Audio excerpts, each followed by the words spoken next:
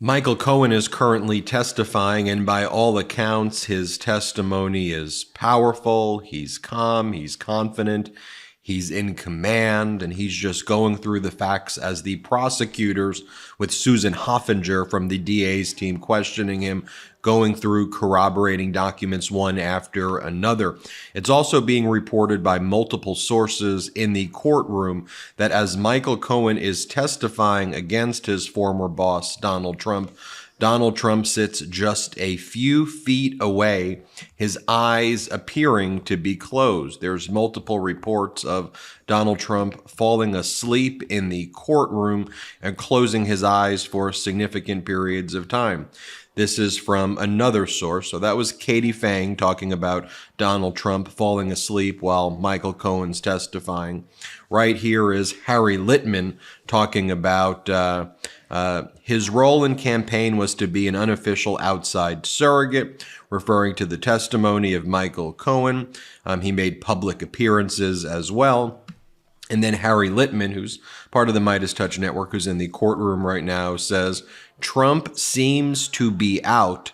Necklace seems to be concerned about it, referring to Donald Trump's lawyer, Susan Necklace, trying to wake Donald Trump up as he continues to fall asleep in the courtroom while Michael Cohen is testifying, or Donald Trump simply can't look Michael Cohen in the eyes as Cohen goes through fact after fact after fact. Here is the Mueller, she wrote account right here. She's in the courtroom as well. Trump's head is now fully resting on his right shoulder. He's out like a light. Just full-fledged sleeping going on by Donald Trump during Michael Cohen's testimony.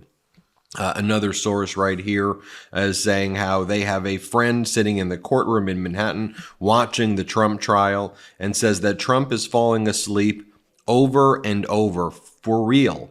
His head often rests downwards towards his right shoulder. A main symptom of people with advancing dementia is that they sleep way more than others. And one of the things we know as well with everything Donald Trump, accuse the other side of that which you have. Accuse them, project your own issues on them. And so it's becoming very clear why they would call Donald Trump, why Donald Trump would be calling President Biden Sleepy Joe. And obviously Trump has some serious issues here. Going back to the testimony of Michael Cohen, while Donald Trump is falling asleep, Cohen is just methodically going through point after point. Cohen started working for the Trump Organization in 2007. He was introduced to Donald Trump by Don Jr. Cohen talked about an initial deal that he was brought on where he helped Donald Trump not pay an invoice for several $100,000 that endeared him to Donald Trump. Donald Trump then offered him a role at the Trump Organization. Cohen said that he was paid around $325,000, and with bonuses, he made around $500,000 each year for about the 10 years he worked at the Trump Organization from 2007 to 2017. Cohen was asked questions about whether or not you ever emailed with Donald Trump. Cohen's response was, Mr. Trump never had an email address, and asked to elaborate on that. Cohen quotes Donald Trump saying, quote, emails are like written papers. There are too many people who have gone down because prosecutors gained access to their emails. Look, Cohen's been honest about his past. He didn't shy away from it, referring to Michael Cohen's threats to journalists on behalf of Donald Trump. The prosecutors asked Michael Cohen, did you do that in a strong and threatening manner sometimes? To which Cohen responded, calmly, I would say so, not all the time, but I would do so often. They talk about what Cohen's roles were, renegotiating bills and invoices. Cohen said he didn't believe, referring to Trump, didn't believe that an invoice was fair, reasonable, and justified. I would get the task of renegotiating the specific bills for him. Cohen was asked how it made him feel when he was doing this task. Cohen said it made him feel like he was on top of the world. And then he talked about how he would threaten to sue companies on Donald Trump's behalf, and the kind of tactics that he would take on behalf of Donald Trump. Cohen was asked whether Donald Trump was a micromanager. Cohen replied, "Yes, ma'am," to Susan Hoffinger, the prosecutor asking questions. Cohen says he would call him boss and Mr. Trump. Working for him was an amazing experience in many, many ways. He says when he was working there, he described the company as a big family. So just pause there. I mean, Cohen here is establishing significant credibility, that he enjoyed working for this company, that he was doing what he was told to do for this company. And then ultimately things changed. And then he goes into that part of his testimony. Cohen talked about how he was task-oriented and how he would try to get these tasks done. He was asked during the time you worked for Mr. Trump, how frequently did you speak to him? Which Cohen responded, every single day and multiple times a day I would speak to him. Generally, we'd get in touch in person or phone call. The prosecution team has the phone logs of all of the phone calls. Remember on last Friday or Thursday when the prosecutor had to call a custodial witness from AT&T and Verizon to authenticate phone records. Donald Trump's lawyer, Emil Bove, was asking them, so is it possible that these were butt dials? Have you heard of pocket dials? Which to me just seems to be, a completely absurd thing to even say. And just, I mean, how do you even treat the jury that way?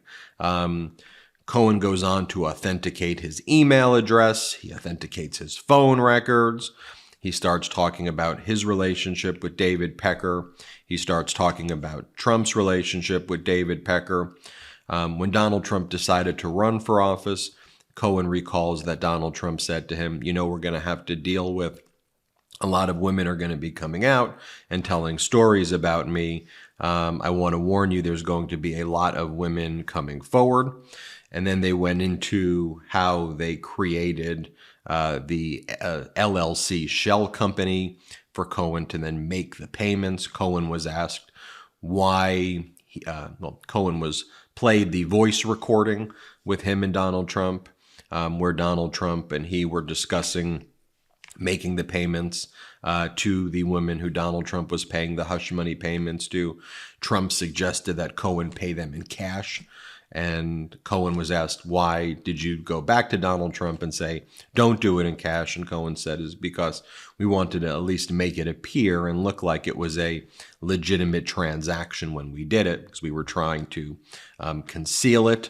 So they went over that audio recording that Cohen had. Cohen was asked some additional questions.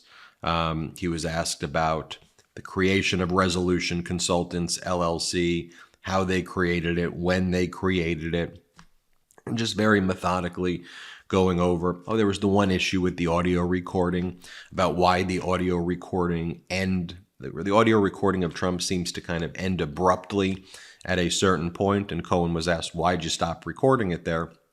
Cohen said, I actually got a phone call at that exact moment. The prosecution then has the corroboration of Cohen receiving a phone call at that exact moment. That's why the recording ended at that specific moment.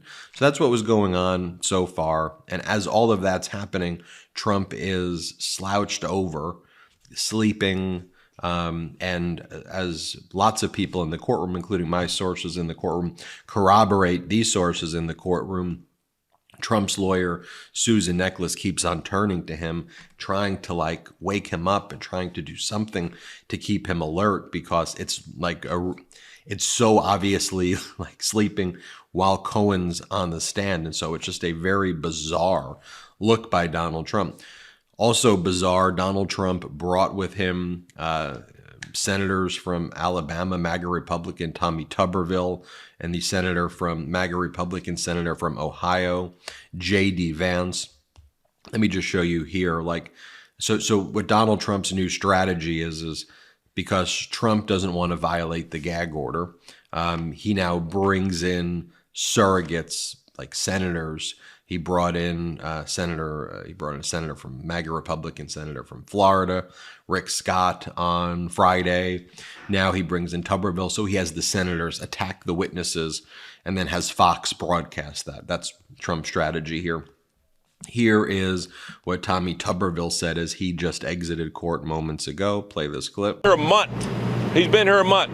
I am disappointed in looking at the Americans, supposedly American citizens in that courtroom, that the DA comes in and he acts like it is his Super Bowl. And I guess it is, to be noticed. But that's what's happening in this country. I mean, you hear what he says to supposedly American citizens.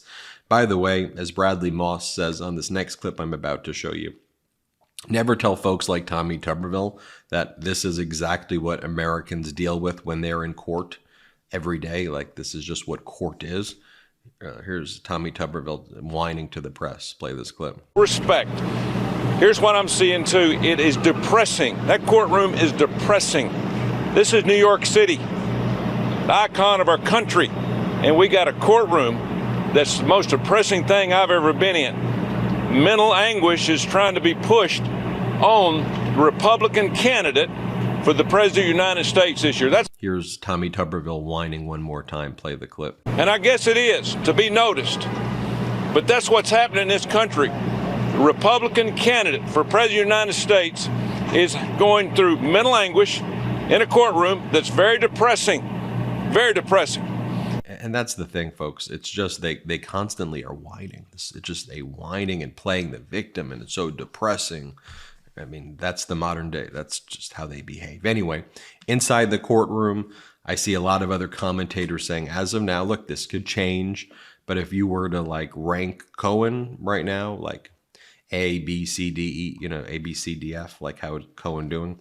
Like right now, Cohen's at, he's doing like A minus, A, probably A. Most people are saying. As a professor, I don't give all that many A's, but I give some. So right now, I'll say A. But that's what a lot of people are. That's what a lot of people are saying. He's doing very well. But we'll keep you posted. We'll find out more, and we'll keep you updated throughout the day, and we'll let you know what's up. But Cohen's handling business. He's telling the truth, going through the facts. Simple as that. I'm Ben Meiselas from the MeidasTouch Network. Hit subscribe. Let's get to 3 million together. Thanks for watching.